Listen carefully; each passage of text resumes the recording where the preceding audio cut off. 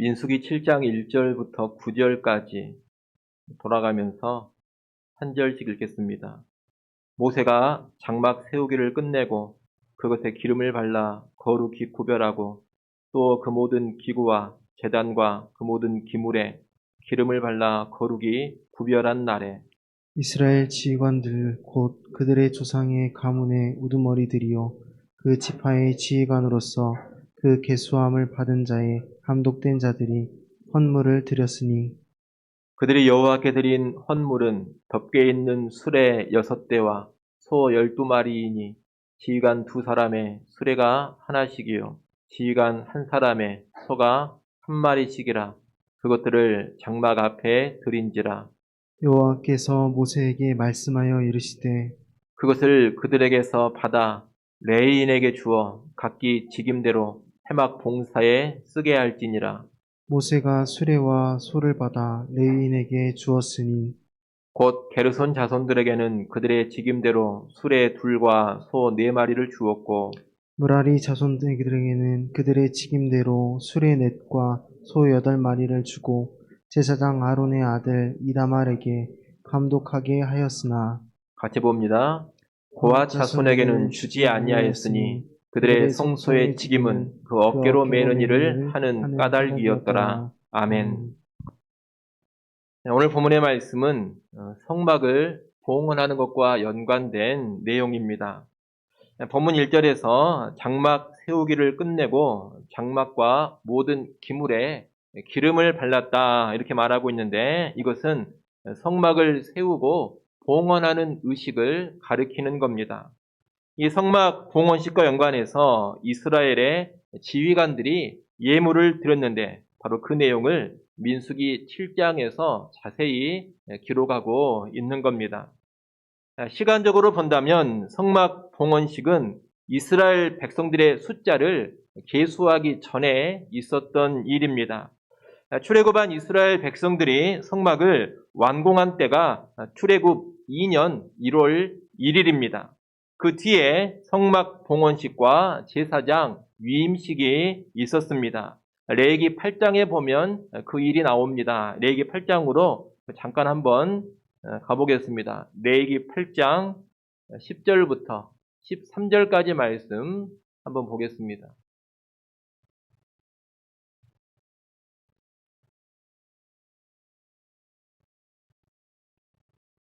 레위기 8장 10절부터 13절까지 여러분이 한번 천천히 읽어보십시오. 8장 10절부터 13절까지 읽습니다. 모세가 관유를 가져다가 성막과 그 안에 있는 모든 것에 발라 거룩하게 하고 또 제단에 7번 뿌리고 또 그 제단과 모든 기구와 물두멍과 그 받침에 발라 거룩하게 하고 또 관유를 아론의 머리에 붓고 그에게 발라 거룩하게 하고 모세가 또 아론의 아들들을 데려다가 그들에게 속옷을 입히고 띠를 띄우며 관을 씌웠으니 여호와께서 모세에게 명령하신 것과 같았더라. 아멘. 여기 보면 모세가 관유를 가져다가 성막과 그 안에 있는 것에 발라 거룩하게 했다고 합니다. 이 레위기 8장 10절, 11절 말씀이 성막 봉헌식을 한 내용입니다. 그리고 12절에 보면 관유를 아론의 머리에 붓고 거룩하게 했다고 합니다. 이어서 아론의 아들들을 데려다가 속옷을 입히고 제사장의 의복을 입혔다 그렇게 말하고 있습니다. 이 레위기 8장 12절, 13절은 제사장 위임식을 하는 겁니다. 이렇게 성막 봉헌식과 제사장 위임식을 한 후에 출애굽 2년 2월 1일에 백성을 계수했습니다. 그 백성의 계수가 우리가 이미 봤던 민수기 1장에 나온 사건입니다. 그렇기 때문에 우리가 오늘 본문으로 읽은 민수기 7장에 성막을 봉헌했을 때 지휘관들이 예물 드린 사건은 시간적으로 본다면 민수기 1장보다 앞서 일어난 사건입니다. 인구조사 전에 성막 봉헌식이 있었기 때문입니다. 그럼에도 지금 이 부분에 그 일을 기록하고 있는 것은 하나님께 대한 거룩과 헌신이라는 민수기 전반부의 주제에 맞추어서 지휘관들의 봉헌을 이야기하기 위함입니다. 이스라엘 12지파의 지휘관 12명은 성막을 봉헌할 때 먼저 두 사람당 수레 하나 그리고 한 사람당 소 한 마리씩을 바쳤습니다. 모두 6대의 수레와 12마리의 소를 바친 겁니다. 간단히 말하면 소 2마리가 끄는 수레를 6대 바쳤다, 그렇게 이해하면 되겠습니다. 그리고 지휘관들이 드린 이 봉헌물은 성막에서 섬기는 일을 하고 있는 레위지파 사람들에게 분배되어졌습니다. 이것이 오늘 본문의 내용인데, 이 내용을 통해서 우리는 두 가지를 배워볼 수가 있겠습니다. 첫째, 지도자들이 앞장서서 헌신을 해야 한다는 겁니다. 성막 봉헌식이 있을 때 성막의 일을 돕기 위해 필요한 수레와 소를 누가 드렸느냐? 이스라엘 12지파의 지휘관들이 드렸습니다. 여러분, 당시 이 소라든가 수레는 매우 값비싼 것입니다. 소 2마리가 끄는 수레, 이것은 오늘날로 한다면 트럭이나 봉고 이런 급에 해당되는 그런 기물들입니다. 따라서 지금 12지휘관들은 상당한 물질적인 헌신을 하고 있는 겁니다. 이 수레와 소를 하나님이 직접 바치라고 명령을 하셨는지, 아니면 지휘관들이 스스로 생각해서 자발적으로 드렸는지는 명확하지가 않습니다. 그러나 하나님의 명령이었든 지휘관들의 자발적인 생각이었든 드리는 이 자체는 상당한 헌신이었던 것이 분명합니다. 우리가 이것을 보면서 공동체의 지도자들은 어떤 사람들이냐? 앞장서서 헌신하는 사람들이다, 이것을 배우는 겁니다. 오늘날 교회의 지도자들도 마찬가지입니다. 여러분, 교회의 지도자는 섬김받고 주어진 지위를 마음껏 누리라고 허락된 것이 결코 아닙니다. 오히려 자기가 가지고 있는 지위와 능력을 많은 성도들의 유익, 교회의 유익을 위해 쓰라고 부름받은 겁니다. 하나님의 영광을 위해 너 자신을 드리라고, 바치라고 부름을 받았다는 겁니다. 그런데 오늘 교회 안에 보면 간혹 그런 사람들이 있습니다. 목사 되고 장로 되고 하는 것을 교회에서 뭘 받고 누리는 것으로 착각을 합니다. 목사들 중에 보면 어떻게든 교회를 통해서 뭔가 더 받고 더 누리는데 집착하는 사람들이 있습니다. 물론 교회는 가능하면 목사의 생계를 충분히 보장해 주는 것이 옳습니다. 하지만 교회의 책임과 별개로 교회의 재정을 자기 쌈짓돈처럼 생각을 하면서 자기 필요한 곳에 빠닥빠닥 갖다 쓰는 그런 사람들이 있습니다. 사소한 것 하나까지 다 교회의 돈으로만 처리하려고 하는 그런 목사들이 있습니다. 교회 돈으로 자기가 먹고 마시고 누리는 것을 더 풍성하게 해보려는 그런 목사들도 있습니다. 여러분, 그런 목사들은 사실 자격 미달입니다. 목사가 됐으면 교회를 위해서 오히려 자기가 뭔가 더 내놓고자 해야 하는 겁니다. 자신의 몸과 자신의 시간과 자신의 물질을 기꺼이 더 드리고자 하는 사람들, 기꺼이 더 내놓고자 하는 사람들, 여러분, 이런 사람들이 진짜 목사입니다. 고린도후서 우리 12장 말씀 잠깐 한번 보겠습니다. 고린도후서 12장 15절 말씀 한번 보겠습니다.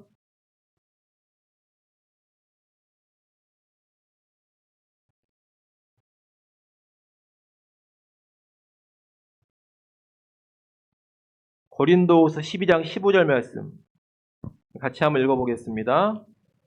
내가 너희 영혼을 위하여 크게 기뻐함으로 재물을 사용하고 또 내 자신까지도 내어주리니 너희를 더욱 사랑할수록 나는 사랑을 덜 받겠느냐. 아멘. 여러분, 사도 바울이 고린도 교회를 향해서, 고린도 교회 성도들을 향해서 하는 말입니다. 뭐라고 합니까? 너희를 위해, 교회를 위해서 재물을 사용하고 또 내 자신까지 내어주리니, 이렇게 이야기를 하고 있습니다. 교회가 바울한테 돈을 주는 것이 아니라 오히려 바울이 교회를 위해 돈을 내놓았다, 이렇게 지금 말하고 있는 겁니다. 그 앞에 있는 14절도 한번 보십시오. 14절 말씀도 같이 한번 읽어보겠습니다. 보라, 내가 이제 세 번째 너희에게 가기를 준비하였으나 너희에게 폐를 끼치지 아니하리라. 내가 구하는 것은 너희의 재물이 아니요 오직 너희니라. 어린아이가 부모를 위하여 재물을 저축하는 것이 아니요 부모가 어린아이를 위하여 하느니라. 아멘. 바울이 뭐라고 합니까? 너희한테 폐를 끼치기를 원하지 않는다. 그렇게 말합니다. 돈, 재물과 연관해서도 아이가 부모를 위해 재물을 모으느냐, 오히려 부모가 아이를 위해 재물을 모으고 쓰지 않느냐 하면서 영적 부모인 내가 오히려 너희를 위해 재물을 모으고 재물을 쓴다. 이렇게 말하고 있다는 겁니다. 여러분, 이 바울의 태도가 진정한 지도자의 태도입니다. 목사는 이래야 하는 겁니다. 물론 좀 전에 말씀드린 것처럼 교회는 마땅히 목사의 생계를 보장해주고 넉넉히 책임져 줘야 될 그런 의무가 있습니다. 하지만 그와 별개로 목사의 마음 자세는 항상 교회를 위해서 자신을 더 드리고자 하고 자신의 재물도 오히려 교회를 위해서 내놓고자 하는 그런 태도여야 한다는 겁니다. 그게 진짜 목사입니다. 서신서를 보더라도 거짓 교사, 거짓 선자들의 특징으로 항상 언급하는 것이 뭐냐? 그들은 돈을 좋아한다는 겁니다. 그들은 대접받기만 좋아한다는 겁니다. 거짓 교사들은 절대로 성도들을 위해서, 교회를 위해서 자기 돈을 쓰지 않습니다. 항상 교회를 통해, 성도들을 통해 돈을 더 받아내려고만 한다는 겁니다. 그것이 거짓 교사의 아주 중요한 특징, 예외 없는 특징입니다. 여러분, 진정한 지도자는 자기가 먼저 앞장서서 교회와 성도들을 위해서 자기 것을 내놓는 사람이라는 것을 우리는 꼭 알아야 하겠습니다. 목사만 그런 것이 아닙니다. 장로들도 마찬가지입니다. 장로라는 직분은 위세 부리고 뒷짐지고 다니라고 세워놓은 것이 아닙니다. 더 일하고 더 섬기고 더 낮고 더 굳은 자리에서 헌신하라고 부름받은 겁니다. 그런데 교회들을 보면 장로들이 낮은 자리에서 굳은 일을 잘 안 합니다. 뒷짐만 지고 다닙니다. 여러분, 장로는 화장실 청소도 하는 것이고 밀거래질도 하는 것이고 주차장 정리도 하는 것이고 눈도 쓸고 그러는 겁니다. 물론 나이가 이제 많이 든 장로님들은 그렇게 몸을 쓰는 일을 잘 할 수는 없을 겁니다. 하지만 어떻게든 더 낮은 자리에서 더 굳은 자리에서 일하려고 하고 헌신하려고 하는 것, 이것이 장로들의 합당한 모습이라는 겁니다. 그래서 장로들이 무슨 생각을 해야 되느냐? 야, 참 장로 직분 감당하는 것이 참 피곤하고 수고롭고 힘들구나. 참 부담스럽다. 이런 생각이 들어야 하는 겁니다. 수고롭지만 그럼에도 하나님의 부르심이 있고 선한 일을 사모하기 때문에 그 직분을 받아서 감당을 하는 겁니다. 특히 장로들, 평신도 지도자들이라 할 수 있는 사람들은 물질의 헌신에 앞장서는 모습도 보여야 합니다. 오늘 본문에 이 12지파의 지휘관들은 오늘날로 본다면 목사와 같은 그런 직분은 아닙니다. 구약 이스라엘 공동체에 우리가 본다면 모세나 아론 이런 사람들은 오늘날의 목회자와 같은 그런 직무를 감당하는 사람들이라 할 수 있고 이 12지파의 지휘관 같은 사람들은 오늘날 교회 평신도 지도자, 장로들급의 사람들이라 할 수 있습니다. 그런데 오늘 본문은 이 평신도 지도자들, 지파의 지휘관들의 물질의 헌신을 말하고 있다는 겁니다. 한마디로 헌금을 말하고 있습니다. 여러분, 헌신과 연관해서 물질, 이 돈을 절대로 가볍게 여기지 마십시오. 돈을 들이지 못하는 사람은 진정한 헌신자가 아닙니다. 간혹 어떤 사람들은 그런 비판을 하기도 합니다. 교회가 돈을 밝히니까 직분과 연관해서 헌금을 따진다. 그런 말들을 합니다. 헌금하지 않는 사람에게 직분 주지 않는 것을 부정적으로 보기도 합니다. 무슨 헌금을 보면서 직분을 주려고 하느냐, 너무 돈 밝히는 거 아니냐, 이런 소리를 한다는 겁니다. 하지만 이것은 뭘 모르는 사람들의 소리입니다. 성경을 모르는 사람들의 소리요, 신앙이 뭔지를 모르는 사람들의 허튼 소리입니다. 여러분, 왜 헌금하지 않는 사람들에게 직분을 안 줍니까? 왜 그럽니까? 교회가 돈을 좋아하니까 헌금하지 않는 사람들에게 직분을 안 주는 겁니까?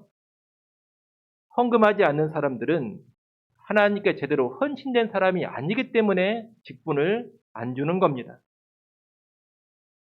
저도 목회를 하면서 그 원칙을 철저히 고수하려고 합니다. 헌금하지 않는 사람은 헌신된 사람으로 보지 않고 그 사람에게는 중요한 직분을 절대로 맡기지 않으려고 한다는 겁니다. 이것은 헌금을 많이 하냐 적게 하냐 그 문제가 아닙니다. 가난한 사람이 어떻게 헌금을 많은 양을 할 수가 있겠습니까? 가난한 사람은 부유한 사람보다 헌금을 적은 양을 할 수밖에 없습니다. 헌금을 많이, 양적으로 많이 하는 사람한테 직분을 준다면 경제적으로 부유하지 못한 사람들은 지도적인 직분을 받지를 못할 겁니다. 직분은 그런 경제적인 이유에 절대로 좌우되어서는 안 됩니다. 교회가, 목사가 헌금을 본다는 것은 뭘 말하는 거냐? 헌금의 절대적인 양을 본다 이런 말이 아닙니다. 그 사람의 분량 안에서 기꺼이 드릴 것을 드리고자 하는가? 그 사람의 분량 안에서 헌금해야 할 것을 마땅히 하고 있는가? 이것을 본다는 것입니다. 단언컨대 하나님께 헌신된 사람은 그 양의 많고 적음을 떠나서 자기 분량 안에서 헌금할 것은 반드시 헌금을 합니다. 그러니 헌신된 사람, 중직을 감당할 사람을 분별할 때에는 반드시 그 사람의 헌금 생활을 봐야 하는 겁니다. 헌신과 헌금은 절대로 뗄 수 없는 아주 밀접한 관계가 있기 때문입니다. 그런 맥락에서 이미 평신도 지도자가 된 사람들도 목사와 더불어서 교회를 위해 기꺼이 더 많은 것을 드리고 헌금도 하고자 해야 한다는 겁니다. 여러분, 물질에 있어서 인색한 사람은 지도자 자격이 없습니다. 자원하는 마음으로 후히 드리는 사람만이 목사나 장로나 또 권사나 안수 집사와 같은 중직자의 자격이 있는 겁니다. 나아가 이 후히 드리는 헌신은 그저 돈과 연관된 것만이 결코 아닙니다. 돈만이 아니라 우리의 시간 그리고 우리의 몸까지 다 포함이 되는 겁니다. 하나님과 교회를 위해서라면 물질만이 아니라 내 시간도 내 몸, 내 육체도 기꺼이 내어 드리겠노라. 이런 자세, 이런 태도가 있어야 진정한 지도자의 모습인 겁니다.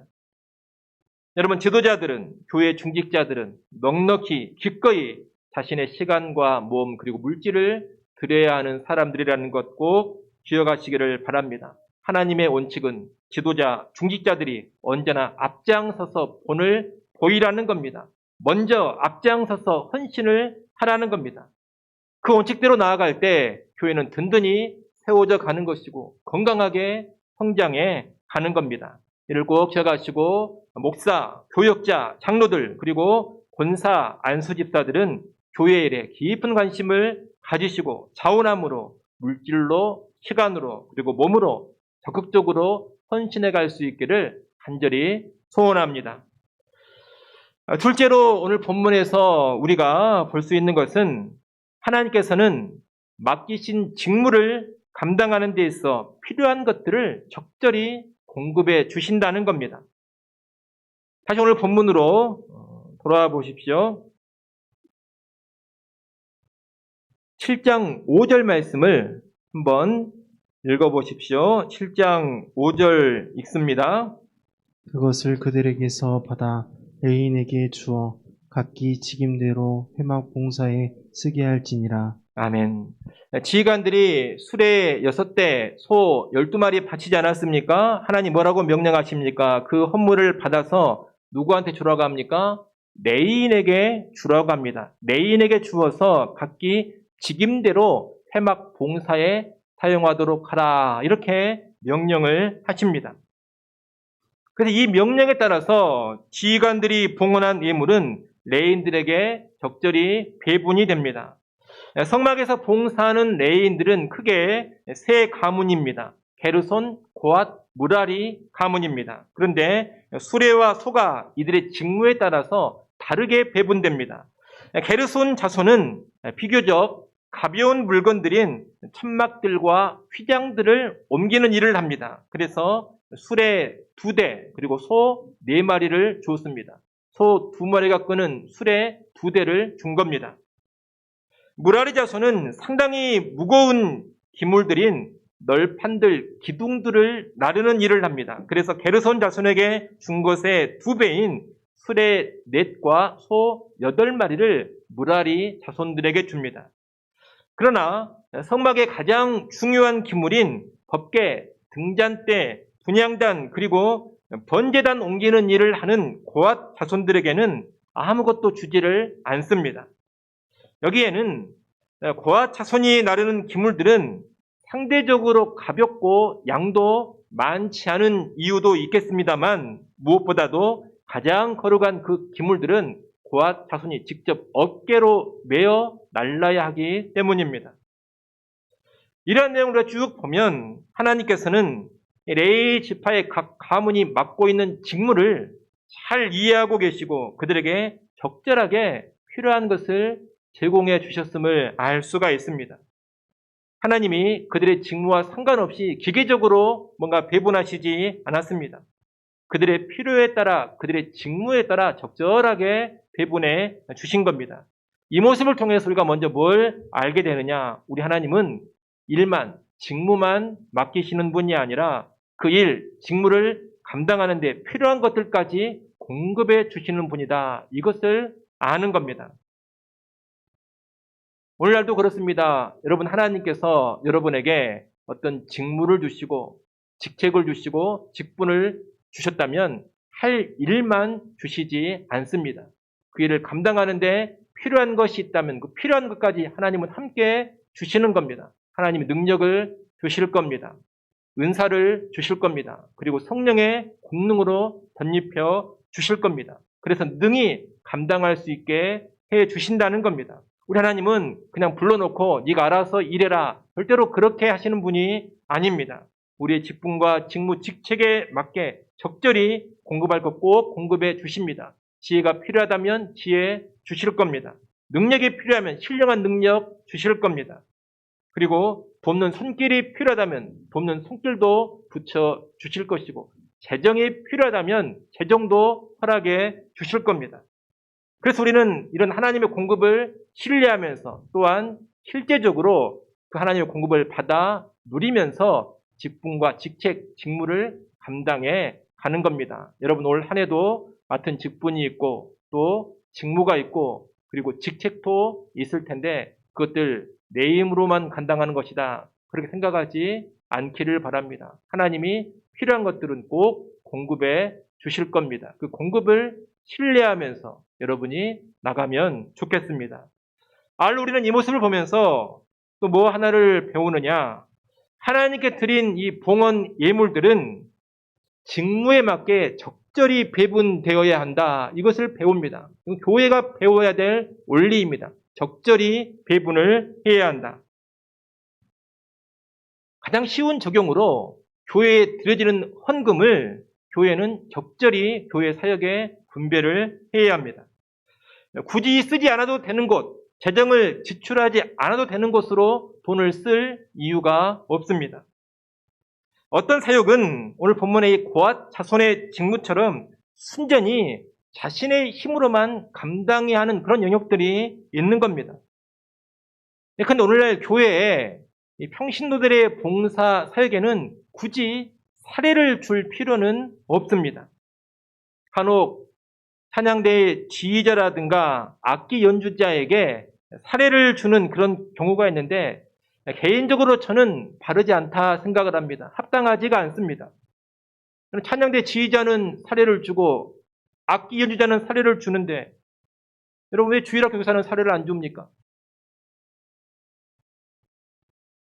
제가 볼 때는 주일학교 교사도 상당히 힘들게 일하는 그런 직책입니다. 왜 지휘자는 사례를 주고 반주자도 사례를 주는데 교사는 안 줍니까? 구역 인도자들은 또 왜 사례를 안 줍니까?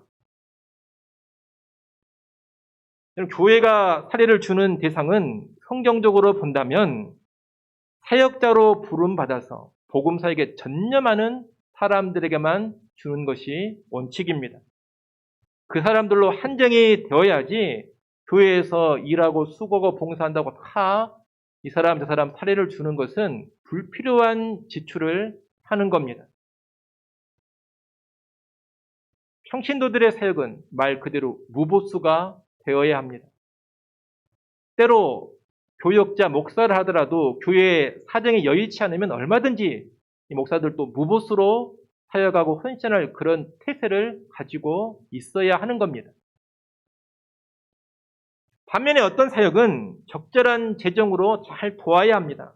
마땅히 돈을 써야 하는 곳, 마땅히 헌금을 투입해야 하는 곳에는 투입을 해야 한다는 겁니다. 또 헌금을 투입하고 재정을 지원할 때에도 어떤 사역은 다른 사역보다 더 많은 재정을 지원해줘야 하는 겁니다. 오늘 본문에도 보면 무라리 자손에게는 제일 많이 분배해 주지 않습니까? 똑같이 모든 사역에 분배하는 게 아닙니다.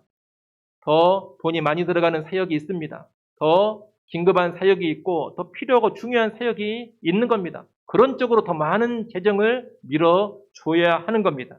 그래서 교회의 지도자들은 잘 살펴야 됩니다. 우리 교회에서 재정을 쓰지 않아도 되는 곳은 어디인가?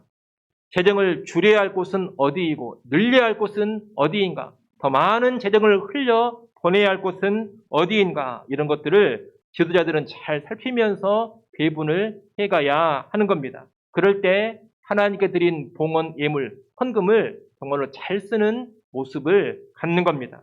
아무쪼록 우리 모두는 교회의 직무와 사역에 있어서 먼저 하나님의 공급을 신뢰하기를 바라고 동시에 하나님께 드려진 모든 봉헌 예물들을 적절하게 잘 분배해 나가는 그런 지혜도 가질 수 있기를 간절히 소원합니다. 기도하겠습니다.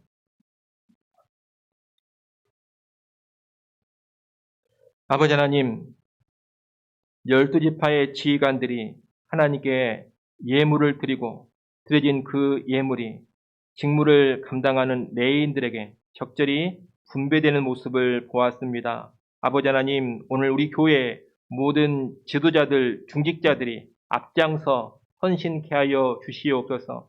지도자들이 앞장서서 물질을 드리고 시간을 드리고 몸을 드림으로 주의 교회를 더 든든하게 세워가게 하여 주시옵소서. 또한 우리 모든 직무와 직분, 직책을 맡은 성도들이 하나님의 공급을 신뢰케 하여 주시옵소서. 필요한 힘과 능력과 지혜로 필요한 물질로 채워 주실 것을 신뢰하며 나아가게 하시고, 또한 교회 지도자들은 하나님께 드려진 모든 예물들을 적절히 교회 사역에 분배해 나가는 그런 지혜를 소유케 하여 주시옵소서. 이런 아름다운 모습을 통하여서 우리 영광교회가 더 건강하게 성장하게 하시고 또 하나님 앞에 견고하게 세워져 가게 하여 주시옵소서. 예수님의 이름으로 기도드리옵나이다. 아멘.